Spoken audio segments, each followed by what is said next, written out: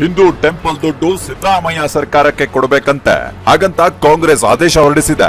ಆಗಲ್ಲ, ಖಜ್ನಿ, ಘೋರಿ, ಔರಂಗಜೇಬ, ಟಿಪ್ಪು ಅಂತ ನಮ್ ದೇವಸ್ಥಾನಗಳನ್ನ ಲೂಟಿ ಮಾಡಿದ್ದನ್ನ ಓದಿದ್ದೇವೆ.